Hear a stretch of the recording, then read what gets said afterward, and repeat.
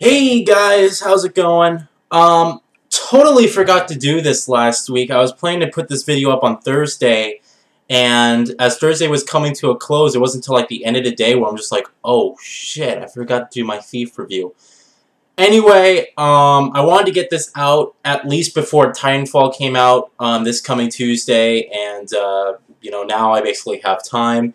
What we're going to be talking about today is Thief. This is a game that's been pretty much shunned by a lot of critics as nothing but a mediocre game, and I think it turned a lot of people off that were really interested in getting this game. Well, I'm here to tell you all about this game and how my opinion very much differs from a lot of critics out there, quite frankly because of the time I spent with this game and my certain play style and basically the type of games that I'm interested in playing. All right, so let's first talk about, I guess, the franchise itself.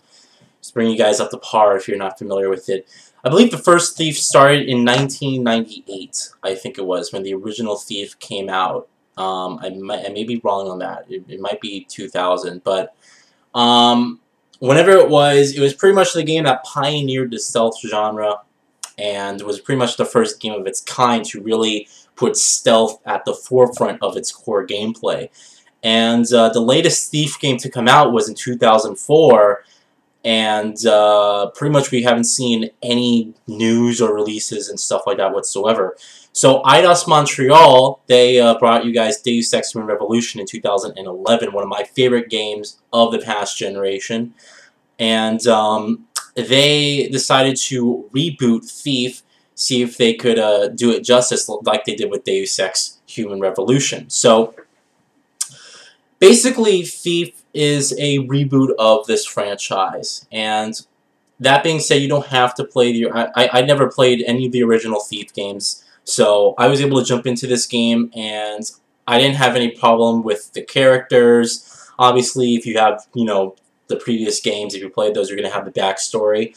But just letting you guys know that if you haven't played the previous Thief games and you just want to jump into this, it's perfectly fine. You're not going to have any issues really with dealing with, all right, who's this character? Where does the story begin? How is this formulating? I don't understand. You're not going to really have that issue, which is really nice. So I'm going to be talking about the story, graphics, sound, and gameplay as usual, but at the end of this review I'm going to sort of give my feeling on the critics and how they rated this game, and how I really believe that this game was judged unfairly. Alright, just to reiterate again my time I spent with the game. If you don't follow me on Twitter, I was keeping basically updates with the game, how I was doing, what my progress was. I beat the game in 26.5 hours, doing the whole story, doing every side mission, and collecting about a third of the city's loot. I think maybe even half of the city's loot. Somewhere around between 50 and 75% of the whole city's loot. So I spent a lot of time in the game itself. I also had it set on a custom difficulty. What's really cool about this game is you can actually set a custom difficulty level, which many games, I can really say in recent memory, don't even offer. This allows you to tailor the game experience to basically how you want it to play. So I decided to, because this is normally how I play stealth games, whenever I'm seen by an enemy, whenever I alert an enemy, I always restart from the checkpoint. So I set the settings and stuff like that to allow me that whenever I'm seen by an enemy, I have to restart the checkpoint. It doesn't matter if it's a bird, if it's a dog, if it's a human being. It doesn't matter at all. If I'm seen, if they're put on alert and they know where I am, I have to restart that checkpoint no matter what. So I had a couple restarts, probably a lot of restarts. As I was learning the formula of the game. And, especially with the game's color palette, it's a very dark game, and there's a lot of birds hiding in the corners, and whenever fast movement occurs, you'll see this bird sort of goes off and it alerts nearby enemies. So that happened to me a lot where I'm like moving around and I'm kind of rushing to an area, and all of a sudden like a bird or a dog will see me, and it's like, well, I didn't even see him because he was encased in darkness. So that's one of the reasons why it took me a little bit longer than I think it would have taken anyone else. At the same time, though, what's pretty embarrassing, to grab my phone, I don't even know where my phone is. Oh, it's over here. One sec. What's pretty... I'm a bit pissed. I really am, because... Sliding over here to the left. I'm a bit pissed, because it's pretty sad when I look at this statistic out here.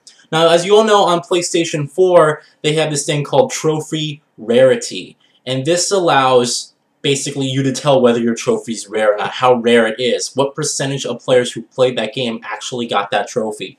And you want to know, you want to know the worst thing about Thief is that there is a trophy in the game that basically you get if you spend 15 hours or more beating the story. And you want to know what's sad?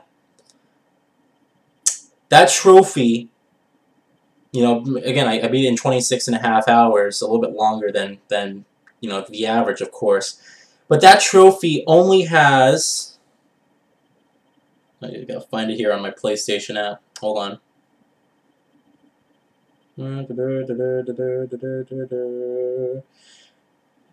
That trophy is an ultra rare trophy. An ultra rare trophy. And out of everyone who bought this game, only 2.9% of players beat this game in over 15 hours. That tells me something. It tells me that people just rush through the story, they don't do the side missions, and they don't explore the city. Because if you do all the side missions, most of the side missions even, and you explore the city to a large degree, then you're going to be spending 20 hours in this game. There's no way that you can do everything possible in less than 15 hours. There's no way. And it's really sad when I saw that. I was like, you gotta be kidding me. More people spent... 2.9% of players who bought this game spent more than 15 hours in this story. And it pissed me off when I saw that. It really did. So I'm gonna go over my stats, and then I'll go into detail on my thoughts on the story and whatnot, because as much as this game got panned by critics, as much as I disagree with how much it got panned, it's still not a perfect game. It's a great game to play, but it does have these elements that I think needed to be developed more. So I'm going to look up on my app, and I'm going to tell you guys exactly my whole progress with the game. Now keep in mind, like I said, I had to restart checkpoints whenever I was seen. So here we go. So yeah, 26.5 hours playtime. I found 38 of 40 secret areas, and it's not gonna let me go see the story missions. But I'm pretty sure I'm pretty sure I did at least half of all the loot in this city. There's a lot of loot in this city to discover. So you're not going to be, for people who say, oh, I got through most of the part, it's going to take you a while to get through most of the city, to get through all of it even. There's, I think, 390-something loot items total in the city. And in my playthrough, I spent about 8 to 9 hours. I think almost 10 hours just alone in the city itself, just exploring and stuff like that. Now, the story of this game presents an interesting conflict. There's a twist. I'm not going to reveal anything as far as the plot goes, so don't worry about spoilers. But it's an interesting story that at least grabs you and it moves the game forward. The problem with the story is that it has a very vague and unsatisfying conclusion. So when you beat this game, you're not going to really get a definitive answer as to what happened. It's really open to your mind. But at the same time, it's kind of frustrating because it's very anticlimactic, You really don't know what's happening. It's like you see someone who's climbing the tallest mountain in the world, and he's climbing and climbing, and just before he gets to the top, it just cuts out. That's it. And it's like, oh, that's the end of our coverage for today. It's like, well, what the hell? I want to see this guy get up and stand up on the top of this mountain and revel in his victory and stuff like that. You're not going to get that with this game. It's very unfortunate. It leaves it open for a sequel slash DLC. But at the same time, I'm thinking about it, I'm like, I really don't see how they can do a sequel of this game. DLC, probably, but then that falls into the category of DLCing the ending, which a lot of people don't really approve of. I think the Final Fantasy 13 saga did that, and a lot of people flipped the hell out. You know, this to be continued bullshit. And you know, they could possibly continue the story off DLC. I just don't think how people. I don't think people are going to be very appreciative and understanding if they do decide to do that. This is Square Enix, by the way, who's not really in the most favorable, favorable, you know, reputation for gamers out there. A lot of people have their problems with them, and Capcom as well. But Thief's story is by far the weakest element of the game. It's unfortunate, but it is. You're not really going to care about the characters. It's going to be interesting enough for you to for you to want to know what happens next. But at the end of the game, you're really off. More often than not, you're going to be disappointed. And it's kind of unfortunate, but the ending is just vague. It's just that it's vague. You really don't know what's happening, and then it's just, oh, credits, and then you can just, you know, see the credits roll, and you're still trying to figure out, okay, what the hell happens? You know, it doesn't make much sense. But anyway, moving away from the story is its graphical style. Now, this game, if we're going to talk about textures, and ambient occlusion, Thief does have some cool effects, but it still doesn't look like a next-gen game, you know? It doesn't... when you really think about next-gen, it's like something that you know... What is next-gen? You know, that's the thing, because next-gen can mean different things to different people.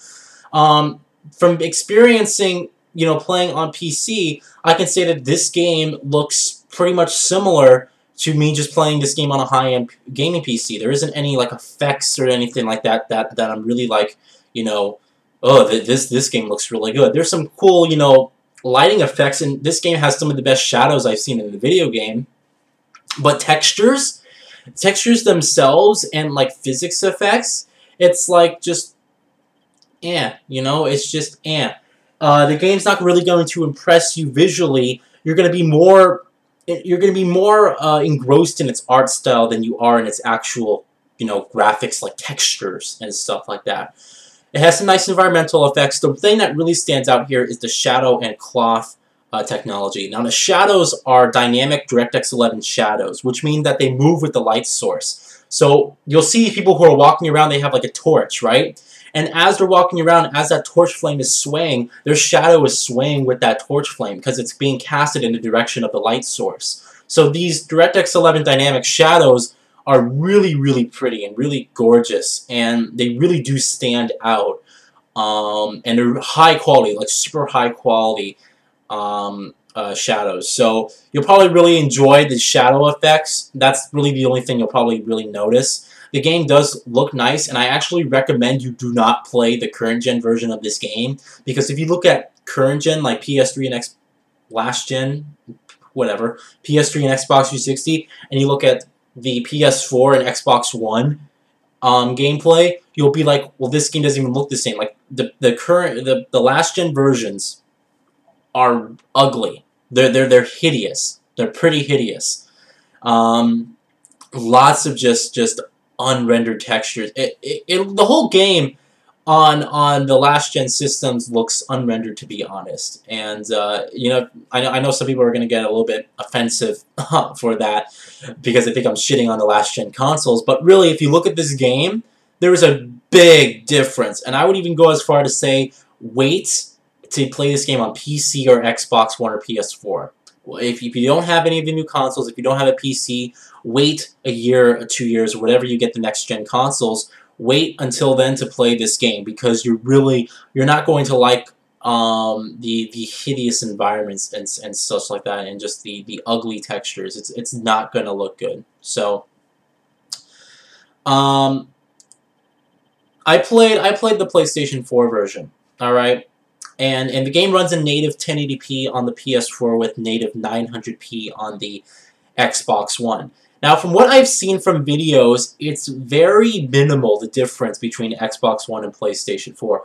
You have anti-aliasing issues on Xbox One because it's running at a lower resolution. There's nothing really you can do about that. It's just a little bit more jaggies. But the base textures themselves are pretty much the same.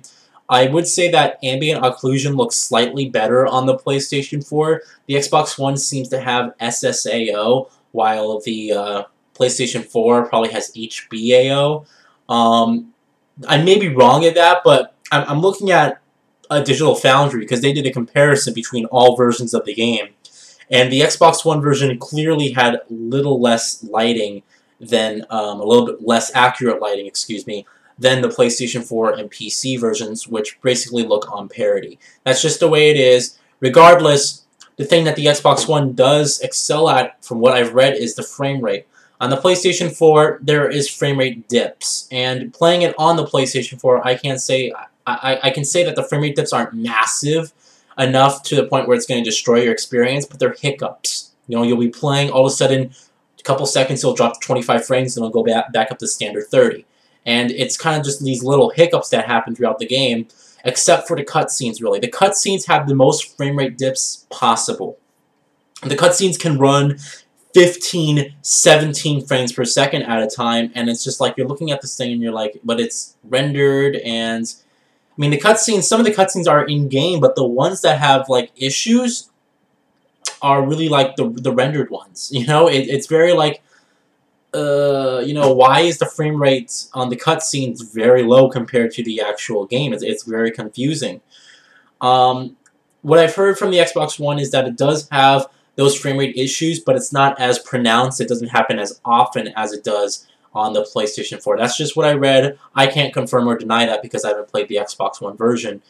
But just keep in mind when you're playing, when you decide what platform to play this game on, if you have a choice, the game looks great on PlayStation 4 and it performs fine. There is just a few frame rate hiccups. The Xbox One has a slightly lower resolution and will also have a slightly more stable frame rate. All right, so it's kind of like a trade. You know, do you care more about the resolution or do you care more about the stable frame rate to that degree? Not saying, you know, obviously frame rate is king in everything, but honestly, the PlayStation 4 version is fine. Played it, it looks great, it plays great, and I had no problems with the frame rate hiccups. Really, it didn't destroy my experience.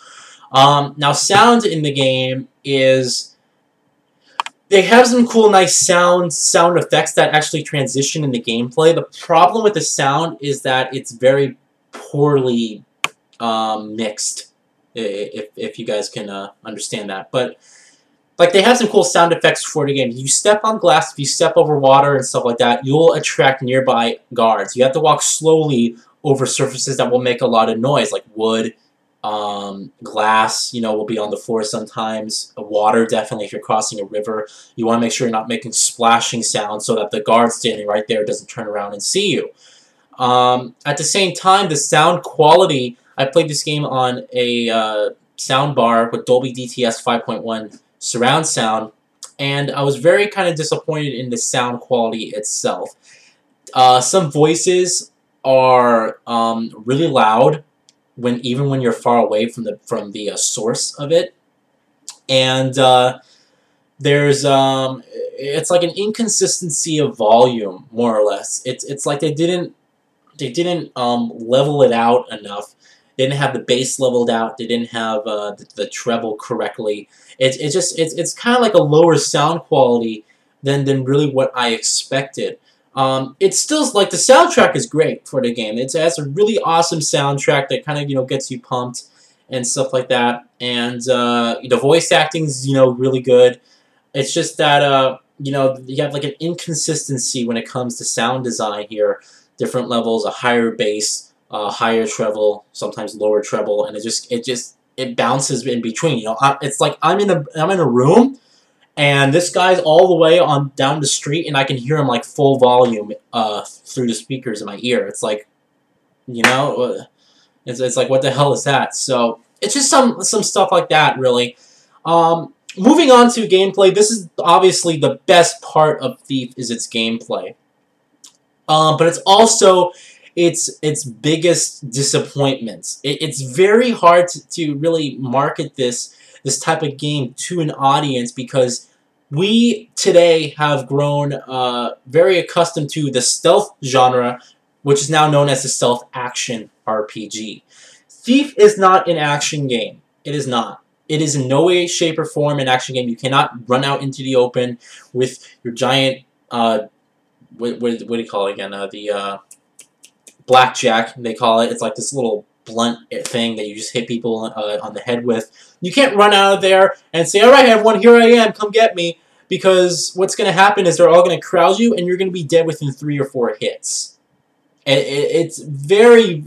There's no way to survive in combat unless you have like the highest combat abilities and you do nothing but spam the focus mode, which allows you to basically slow down time. You can take down multiple enemies that way. But Thief is not an action game. Alright, don't think of this game like Deus Ex, where you can go in and choose your approach. Don't think of this game like Dishonored, where you can go in with your sword and just kill people. You can't do that in this game. This game is a pure stealth game only. And this is its biggest problem. Because today, we as gamers are accustomed to the stealth games being more or less about player choice. Okay, I can go in and either sneak by these guys, I can go in and take these guys out quietly, or I can go in guns blazing and play it like Call of Duty or Uncharted and so on and so forth. You can't do that with this game. There's just no way to do it, and I think that a lot of people are going to have issues with that. When you see a reviewer, like a game journalist, and stuff like that, when they rate this game low, you know, the problem is that they're placing this game within the expectations of a stealth action RPG. Well, the combat sucks, but yeah, it's not a combat game. It's not a stealth action RPG. It's just a stealth game, and the problem is the stealth genre is dead. It's dead. It's been transformed and mutated with the action genre to bring people player choice. There is no stealth genre anymore. The classic Thief games of the early 2000s, late 90s, whatever, those were the games that pioneered the stealth genre, but what happened is that during this long period of time that Thief was gone, all these other games basically came out and offered player choice and still had the stealth elements to them. Now when you see a game like... what's a good game that's coming out that's interesting? Let's look at Wolfenstein: The New Order. Here's a game that yes, is action-oriented, but you also have stealth elements. It's all about player choice these days. I believe there's I think there's another game that's going to offer that same type of that gameplay style. Oh, Watch Dogs, that's right. Watch Dogs. Action and stealth, it sort of blends these two genres together, and there isn't a pure stealth genre anymore. There just isn't. So Thief is really, it's a game, it's a brand new game that should have come out years ago. Because what happened is that the stealth genre is just no more. It just isn't. Thief is a game that really sort of evolved itself within the stealth category. It uses some really cool stealth elements that I would like to see in other games. But as far as the combat goes, there isn't any. You're going to be sneaking by. This game encourages you to sneak by. It punishes you for not doing stealth. It really does. Because there's no way to approach the missions otherwise. If you want to take people out, you want to kill people, that's fine. But do it from afar. Do it within a stealth environment, you know? You can be aggressive, but just not, okay, I'm out here in the open, come get me type of aggressive. You know, you have to be really strategic about how you approach things. I love stealth games. I love stealth games. So this game's right up my alley because I don't want to play a game action-oriented if I have to. I like to play it stealth-oriented. It's just the gameplay style that appeals to me, and you know, I find it a nice, varied. I find it offers a good enough you know, varied type of gameplay other than just the plain old shooting and stuff that you would get from the Battlefield or Call of Duty series. Is like, oh, you can actually do this stealth, you know. But so I had a fun time with this game regardless. I just don't think a lot of people are going to, because they all just want to, you know, they want player choice. but they don't want to feel limited, and the stealth genre to them is known as the stealth action RPG. That's the biggest problem with this game. It's a lot of fun to play if you love stealth games. It's a ton of fun to play if you love it. One of the most fun games one of the most fun stealth games I've had, that I have played. It's just that, you know, for the common person, they don't have patience. They're not going to want to sit here and say, okay, I got to sit in this corner for 40 seconds so this guy can move and do this other, do his rounds or whatever it is. You know, they don't have the patience for that. People want to say, all right, I want to do the story. I'll do some side missions, but you know, I don't want to feel like I have to sit here for 2 minutes and wait for this one person to move. That's what you're gonna have to do in Thief. And I hate to say it, but that's its biggest problem that's holding it back. It's not a bad game. It's the problem that it hasn't evolved to the basic standard that we all come to expect from a stealth game, the stealth action RPG. So I mean that's the biggest issue here. I think everyone who reviewed this game, like the critics, the guy from IGN, people from Polygon, people, I think GameSpot reviewed it really low too. The problem is that a lot of people see anything anything lower than an 8.0 is bad. Like if a game scores a 7.5, oh my god, I'm not getting that game. That game looks awful. It got horrible reviews. And there's no way I'm picking this up. It's horrible. When in reality, and I was saying this in my unboxing, isn't a 5 out of 10 a, you know, standard score? Isn't that just the plain old vanilla? Oh, this is standard. You know, isn't that the type of score that a 5 out of 10 is? It's just that. It's just pretty much standard. So if a game scores above average, then why is it still being panned by critics? I think one of the biggest issues is a lot of people just pay attention to this number on the screen. It's a 7.5. It's a 6. It's a 6.5. It's a 5.5. They only pay attention to the number, and then they don't really, you know, take time to understand what the guy says. When you watch a review, what does everyone tell each other? When you talk with your friends, for example, when you say to your friends, "Oh, how do reviews for Thief?" What do you say? "Oh, the game scored between 6 and 7." Not, oh yeah, well, people were saying that the game has a lackluster story, okay graphics, the game's fun to play though. No one says that. Everyone just says, oh, it's a 6.5. Because they only care about that number. And that number is supposed to mean something. It carries great weight, that number, but not the words that really create the number. So it's very disheartening. The bottom line is this. You know if you're going to love this game or not. You know if you're going to enjoy this game or not. If you love stealth games, this is a no-brainer. You probably already picked this game up if you love stealth games.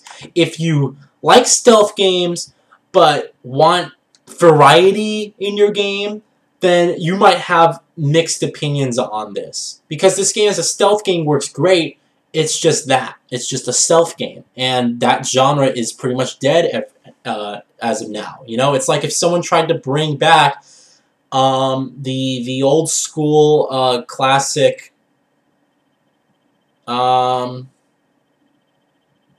don't know what's like an old school classic game. You know, like a platformer, for instance, like an old school 8-bit platformer. You know, it's like that. That's really difficult. That had the difficulty of the games in the 80s. That had that genre. You know, it's like that. It doesn't appeal anymore. The difficulties changed. Games have evolved. There's elements in the game that we come to expect. And when a game doesn't include that, you know, it's basically considered old, left behind, more or less. So, bottom line is this. Thief is a great, fun game to play. I had a blast playing this game. I really did. 26.5 hours, I don't regret a single bit. I loved playing this game. I liked the graphical art style and stuff like that. The story, although was interesting, had this really weak conclusion that I really just didn't appreciate, and just felt, the whole thing felt just anticlimactic, alright? The problem with Thief is that it's ruined by a lack of polish. This game feels like it should have been delayed 4, 5, 6 months even. Alright? Because there's so many little bugs and glitches in this game that all add up to kind of frustrate the experience. It's not enough to ruin it completely, but it's like you play this game and you immediately feel like it should have been delayed. It really should have been delayed. And I feel like Square Enix management was like, nope, get this game out. It's been in development since 2009. Hurry up. Get this game out. And the guys at Eidos Montreal were just like, you know, and they didn't have time to really polish the game. If this game was polished, if the glitches were just, you know, if it was just a polished game and there was like no issues whatsoever with frame rate or anything like that, then it would have been great, you know? But it's like with those glitches, it's really holding it back. The only thing that's really holding this game back is the glitches itself and the really weak conclusion to the story. Other than that, the game's fun to play. It's a lot of fun to play. And at the end of the day, isn't what matters most whether the game is fun or not?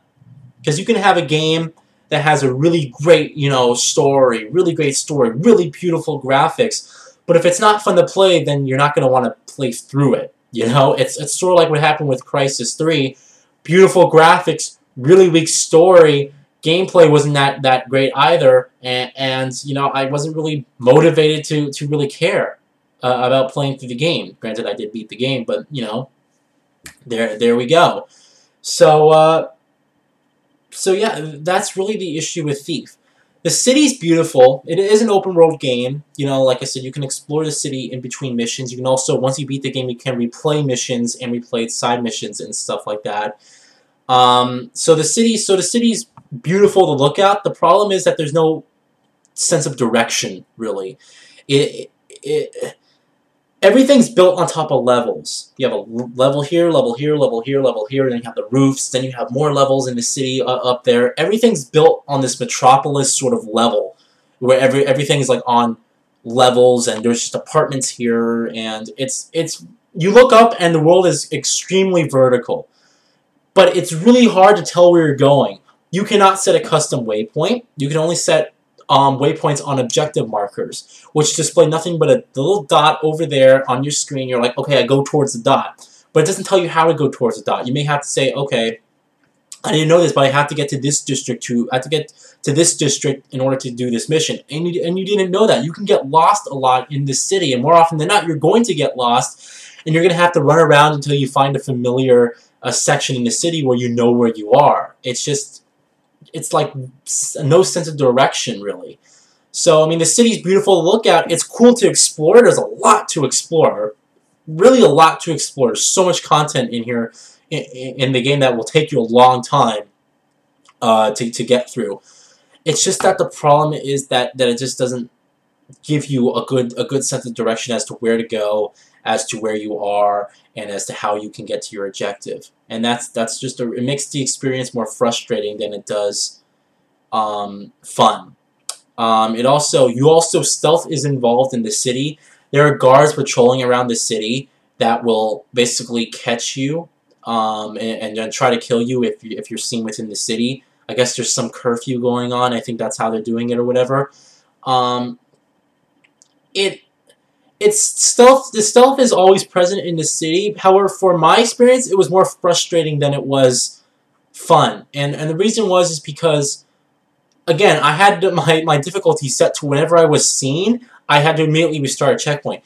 That counted for the open world as well. So if I was seen in the open world, and I was like, oh, here's a door I need to get through. I'm running towards the door. I'm right there at the door, about to touch the door. Someone sees me. Boom, I start all the way from the back of the city to wherever my last checkpoint was.